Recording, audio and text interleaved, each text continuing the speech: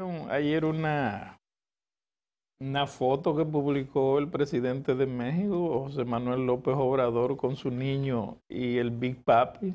Ah, sí, bueno, él lo felicitó. Diciéndole, felicitándole, diciéndole, cuando iba al bate era un caballo. Sí, que México tiene un muy buen béisbol también, ¿no? Y mucha presencia en los Estados Unidos. México tiene buen béisbol, no sé qué es raro que todavía no ha llegado un mexicano al Salón de la Fama. Bueno, este muchacho, el pitcher de Fernando, no tiene número. No, Fernando Valenzuela, no, el problema parece que fue que se retiró con muy poco tiempo. Porque tienen que tener un mínimo de 10 temporadas también. De 10 temporadas continuas. Y sí.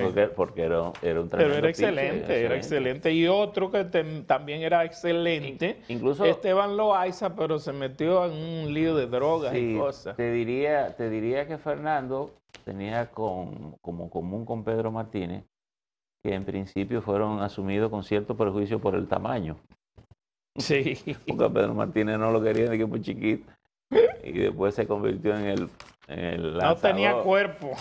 Chiquito pero picoso. Sí, picoso. Y después resultó el lanzador más enredado para poder batearle. Y bueno, pero yo creo que... Señores, David, ¿volvió otra vez el tema del fideicomiso ayer? Bueno, ayer, no, que volvió, que no ha salido. Digo, no ha salido.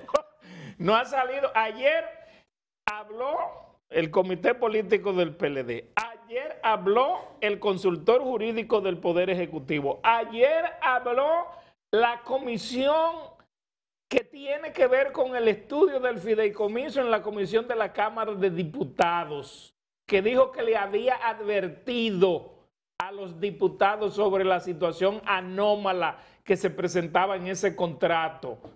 O sea, además de otras personas, juristas, especialistas en el área, y el gobierno lo que se sale es con todas las publicaciones nuevamente en los periódicos, queriendo decirle a través de los periódicos, no, todo está bien. No me parece que sea la mejor salida. No me parece que sea la mejor salida.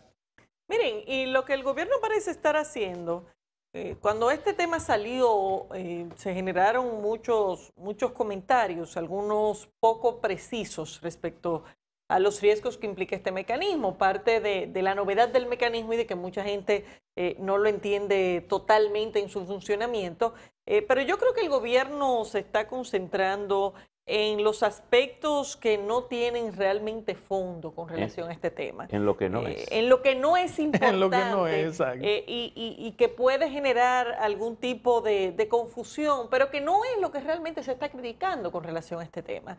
Y hay que insistir en que lo que es criticable, partiendo también de la aprobación misma, donde sencillamente es penoso que los diputados reconozcan que no leyeron eso, que habían objeciones, ahora resulta, de parte de los equipos técnicos de la Cámara de Diputados y que no le hicieron ningún caso a eso. Bueno, quitando del medio todos esos elementos que ya de entrada dejan un muy mal sabor en la aprobación que se realizó en la Cámara de Diputados, donde eso sencillamente se coló ahí y lo aprobaron sin ningún tipo de análisis. Pero miren, está número uno el tema de que carecemos de una legislación con el tema de los fideicomisos públicos. Este es, sin dudas, el activo más valioso que el gobierno actual va a poder llevar a un fideicomiso. Y llama poderosamente la atención que no se hayan preocupado por aprobar primero algún tipo de regulación desde el punto de vista legal con el tema del fideicomiso público, porque hay un vacío en la ley de fideicomiso con relación al tema. Y eso es más cierto todavía cuando se toma en cuenta de que ya existe un proyecto de fideicomiso público que ya tiene la aprobación del Senado y sin embargo se aceleró la aprobación del fideicomiso de Punta Catalina sin acelerar la aprobación del proyecto de ley que se refiere al fideicomiso público y donde hay contradicciones importantes, porque los mecanismos no son transparentes porque sí. Un mecanismo como este se diseña en un contrato que es el que traza las pautas y aunque tiene vocación a ser más transparente, no necesariamente lo es, dependiendo de cómo se estén estableciendo las condiciones en ese contrato de formación. Lo único que garantizaría que haya un mínimo de transparencia aceptable respecto a temas de patrimonio público es que hay una ley que prevea cuáles son las condiciones mínimas de transparencia que va a tener esa nueva entidad. Y bueno, está el tema del endeudamiento, donde definitivamente, incluso porque se han concentrado en el tema de si es privatización o no, o si sale del Estado o no. Lo primero es que sale del patrimonio del Estado, porque ese es el efecto jurídico inmediato del fideicomiso. Tú tomas un bien que está en el patrimonio del Estado, lo colocas en esta entidad jurídica que es distinta del Estado, y aunque el Estado sea el beneficiario, ese bien sale del espectro público. Eso no hay ni que discutirlo. Esa es la naturaleza jurídica de este mecanismo. Toma otro curso, te lo quitan de la mano. Sí, aunque el Estado es como cuando sea el banco administra tu fondo allí, que tú tienes un contrato con ellos para que te lo administren. Y aunque tú seas el beneficiario, tú tienes un contrato con ellos. Así es. Entonces se pretende que, bueno, por el hecho de que eso volverá en 30 años al Estado, eso significa que está todo igual.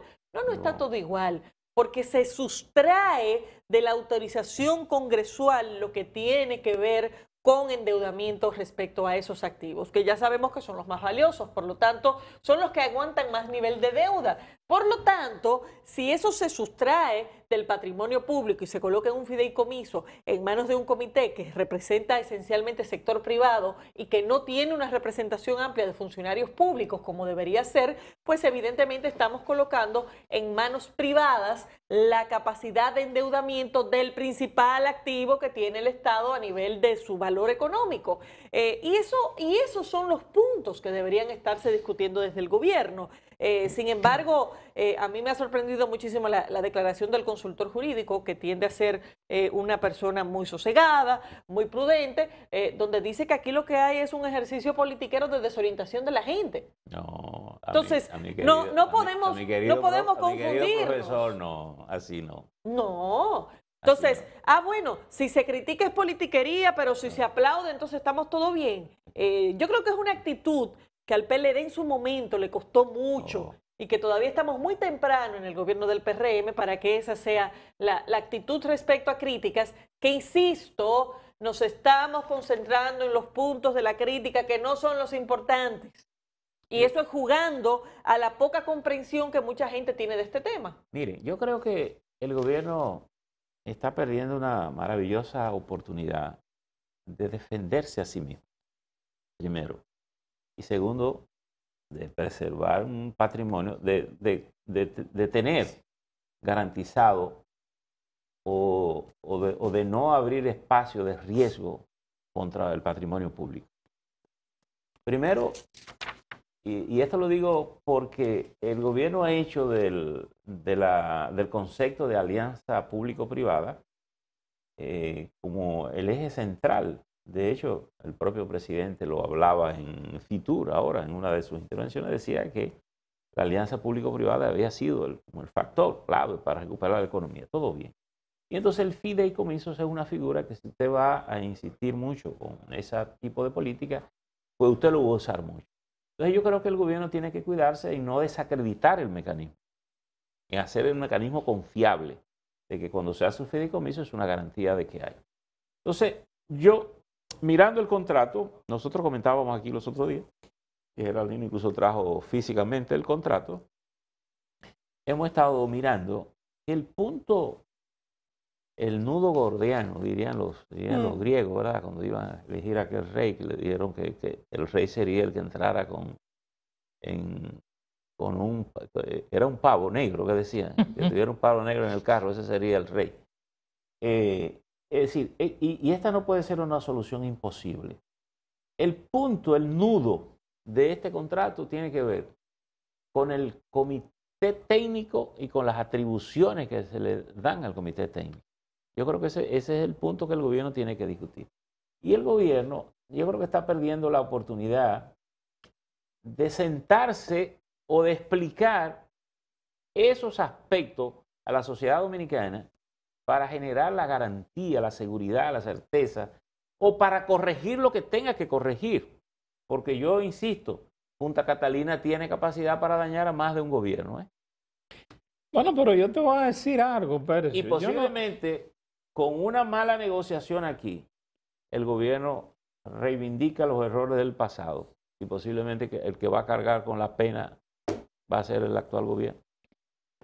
Esto tiene más de un aspecto por el que merece ser conversado, discutido. Yo creo que lo que revela el propio Congreso, uno tiene que decir, oye, la sí, verdad lo que ellos han dicho. Este es un Congreso que cada vez se hace más vergonzoso. La actitud de los legisladores. Incluso yo creo que esa irresponsabilidad, bueno, yo no sé, porque a veces vivimos en un dilema. Yo creo que le vamos a tener que dar las gracias por haber sido descuidado, porque el descuido fue tan sorprendente que fue lo que llamó la atención. Oh, sí. ¿Ok? Entonces, sorprendente, por no decir grosero. Sí, grotesco. Pero bueno, tú me llevaste a la Cancillería ya, entonces Exacto. lo estoy diciendo bien. Entonces, lo que quiero decir es, cuando tú tienes unos legisladores que se suponen, porque fíjate, que no es el gobierno el que da el carácter de legalidad y permanente, el gobierno central lo que hace es que lo manda, pero estos individuos son los que dan el carácter de legalidad y de trascendencia, de compromiso a un contrato de esa naturaleza. Sí, pero eso va precedido de unas malas intenciones por parte de quien somete también el proyecto. Puede hacerlo. Porque con todos los elementos que tú le envías al Congreso, para que el Congreso lo pase como si fuera agua pasada, muy simplemente, sin verlo ni discutirlo, muy bien. En una reunión rápida. Muy bien. Acuérdate que dicen que empedrado está el camino del infierno. Y que aquí siempre todo el mundo está calculando sobre lo creado. Todo el mundo quiere Punta Catalina. Económicamente. Claro, lo primero que hay que partir es de que el sector privado no le convenía que hicieran Punta Catalina. Eso es lo primero. Pero si se hizo... Pero está bien, ok, pero vamos a partir de ahí. ¿Por qué al sector privado no le interesaba que hicieran Punta Catalina? Porque iban a dejar de funcionar una decena de plantas a las cuales el Estado tenía que pagarle un servicio que no daba y que era muy caro. Sí. Y que se lo quitaba cuando le daba la gana. O sea, el sector privado podía hacer lo que le daba la gana mientras no existía Punta Catalina. Pero se da la realidad que independientemente de que Punta Catalina pudo haber sido sobrevaluada, y todavía eso está en discusión, si fue o no sobrevaluada, independientemente, si eso no hubiese, si esos 752 megavatios no hubiesen estado ahí, hoy nosotros no tuviéramos luz. Muy bien, pero Punta Catalina, tú puedes decir de Punta Catalina lo que tú quieras. Está sobrevaluada, bueno, pero nadie ha podido mostrar que está sobrevaluada. No. Porque una planta, para tú determinar eso, tendría que hacer una auditoría que verifique que eso se hizo ahí. Porque ¿qué cuesta una planta? Una planta cuesta como tú la armas. No es una cosa que tú vas al mercado y compras, dame una planta ahí de tanto mega y te cuesta tanto. Como tú diseñas una planta, eso te cuesta la planta. Entonces, ese es otro tema y ya ese no es el tema. Ahora el tema es que ese es un bien público, que el Estado tiene un bien público. Ahí, que tiene 2 plantas, tiene un puerto. Oye, ese puerto de Punta Catalina sirve incluso para traer los turistas del sur. Ese puerto, porque es un puerto de gran calado. Es un puerto grande. Claro, le costó $25 millones ese puerto. Que tiene esa planta. Entonces, lo que te quiero decir, ese es un bien atractivo, económicamente atractivo, pero es un bien público. Por tanto, la mayor responsabilidad, la principal responsabilidad del Estado dominicano es preservar su bien, porque incluso el Estado lo pudiera vender. Yo no tengo problema. El Estado puede decidir mañana venderlo. Y no hay nada de pecado. Hace una auditoría y dice, ¿cuánto me cuesta la planta? ¿Quién me oferta? La llevo a una licitación. Deme mi dinero y usted coja su planta y yo le compro la energía. Eso lo puede hacer. E incluso se puede dar el caso de que tú, dentro del proyecto, que creo que fue el original, de venderle acciones al sector privado si quiere participar. Sí, siempre que el Estado conserve la mayoría de las acciones. Todo eso se puede. Y de hecho, ese era el proyecto que el gobierno pasado Ese era el proyecto, o sea, ¿qué fue lo que ellos dijeron? Vamos a vender acciones de Punta Catalina, pero el Estado se va a quedar con el control de Punta Catalina. Bien, Entonces, yo creo que, y a donde quiero ir aquí lo siguiente, el gobierno está perdiendo la oportunidad, incluso, fíjate que el gobierno ya se está molestando porque se le toca el tema. Sí, cualquiera se molesta.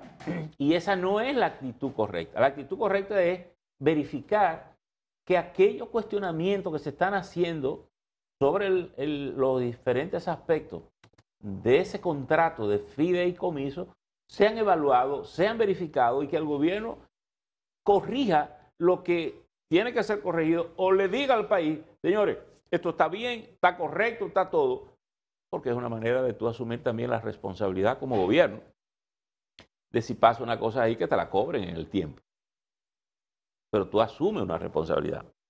No decir que todo está bien, y no es verdad que todo está bien, porque las experiencias que hay con fideicomisos son buenas y malas. Buenas y malas. En Colombia, hasta ahora, hay muchas buenas, que fue de donde trajimos esta ley. Pero en México se distraen muchos bienes, se han traído muchos bienes públicos a través de fideicomisos. Aquí, ¿qué puede pasar? Aquí puede pasar buena o puede pasar mala. Entonces, ¿cómo tú te quedas a la suerte de, bueno, si pasa o no pasa? No, tú tienes que hacer un contrato con todos los amarres y con todas las garantías que te asegure que primero ese bien está preservado. Segundo, que ese bien no te va a causar un problema que tú lo vas a pagar después como gobierno. Pues yo no creo que ningún gobierno quiera fracasar, pero los gobiernos se meten la pata porque siempre se equivocan en lo mismo.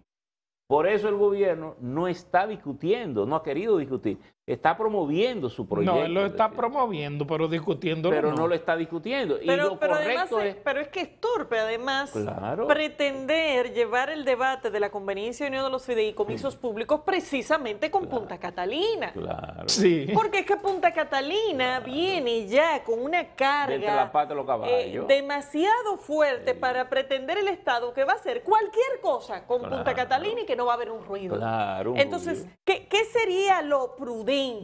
Bueno, lo primero es no lo llevaría con prisa para que esto tenga tiempo de asentarse, de explicarse y de reducir lo más posible el ruido de las inquietudes con relación al tema, hacerlo con un marco legal sólido que todavía no existe en materia de fideicomiso público y que es lo único que garantizaría eso que tú dices, esas garantías, esa seguridad de qué va a pasar con un fideicomiso cuyos intereses están directamente atados al Estado, pero donde eso no es suficiente, porque el hecho de que en 30 años eso vuelva no significa que están 100% preservados los intereses del Estado con ese tema. Y mucho menos ponerle nombre por ley. Pero preocupémonos por crear un marco legal que dé ciertas garantías, porque por demás cualquier contaminación o desprestigio que quede de este debate en torno a la figura del fideicomiso, afecta a la figura, no solamente afecta a Punta Catalina, y afectará en el futuro cualquier intento de que el gobierno quiera llevar otros proyectos vía fideicomiso, que es su preferencia. Entonces, esto debería ser para el gobierno lo suficientemente importante de llevarlo con armonía y con unas reglas más claras, solo incluso para preservar la posibilidad de seguir usando fideicomisos en su gestión. Lo sabio es conversarlo y hablarte muy bien y te voy a dar un cafecito. Ah, ¿viste? Voy a hablar más a menudo. Buen día, Carla, ¿cómo estás? Carla, ¿qué tal? Muchas y vamos gracias. A saludar aquí, a aprovechar para saludar a Saori, que también anda por aquí. Buenos días, Saori Marte. ¿Cómo estás? El café. Saori, pero Saori tiene privilegio, le dieron café primero que nosotros. Es más que bueno, es necesario el café hasta ahora. Bueno, a mí me gusta el café. Sí, buena salud. Y además, las mejores conversaciones se hace café. ¿Tú sabes que el gobierno necesitaría un cafecito? Que los mejores negocios. Bueno, no tanto las lo que pasa es que el café sirve para cualquier cosa, porque sirve para tú reunirte a negociar, sirve para tú reunirte a enamorarte, sirve para tú reunirte a... Papá, venga acá. No, sirve para todo, sirve para todo el café. Pero tú parece que eres tacaño, tú lo que brindas es café. No, y cualquier cosa. Bueno. Dígale que usted ofrece otras virtudes. Exactamente. Saori Marte, señores. Buenos días, Saori. Todavía no tenemos a Saori. Que Saori está... Bueno, señores, muda a lo que llega Saori, miren, el precio del petróleo llegó ayer a $90. Claro, no, pero eso lo decía que el gobierno. Y eso implica, señores, algo muy... ¿Quién era que teníamos aquí ayer que estaba hablando sobre esa situación? Rafael Paz era que estaba hablando. Sí. Bueno, los tambores de guerra siguen. Anoche yo estaba viendo a nivel internacional, el gobierno de los Estados Unidos envió una carta por escrito de respuesta al gobierno de Rusia en torno a las peticiones que estos hacen de que le den seguridades en torno al mantenimiento alejado de armamentos en Ucrania y a la seguridad europea. Decía la información que la comunicación fue llevada sellada y que el gobierno ruso no la había leído, que estaba esperando respuesta, porque el gobierno ruso tiene 100.000 soldados desplegados en la frontera, mientras que ya los países de la Organización del Atlántico Norte, dígase por ejemplo países como el caso de la República Checa, acaba de enviarle un cargamento de armas a Ucrania. Estados Unidos dijo que no va a involucrar soldados directamente en ese país, en Ucrania, pero Rusia insiste en que hasta que no le den la seguridad absoluta de un sistema de seguridad completo en Europa y le quiten los armamentos que le han puesto en la frontera, o sea, en la puerta de Rusia, entonces ellos no van a estar conformes y no se van a dejar doblegar. Lo que te indica a ti que hay una posición, podríamos decir, dura entre las dos partes, porque el secretario de Estado norteamericano, Anthony Blinken, manifestó en una rueda de prensa anoche que la OTAN estaba abierta a todo el mundo y por lo tanto ellos tenían el derecho de si aceptaban o no aceptaban a Ucrania. Mientras tanto, hay una situación muy especial, que Rusia ha decidido enviar armamentos a dos pequeñas repúblicas que están entre Ucrania y Rusia, que son Lugar y Donbass, que son adláteros, o sea, que son seguidores de Rusia, con la finalidad de protegerlos también. O sea, que el conflicto se ve cada día más difícil. Estados Unidos amenaza con sanciones económicas inmediatamente, incluido el problema del gasoducto que hay y que Rusia le suministra a Europa. Sería una de las principales consecuencias. Bueno, yo creo que todavía eso está más a nivel de aguaje, pero es un tema complicado porque además los europeos necesitan el gas. Sí. Y ahí el invierno mata.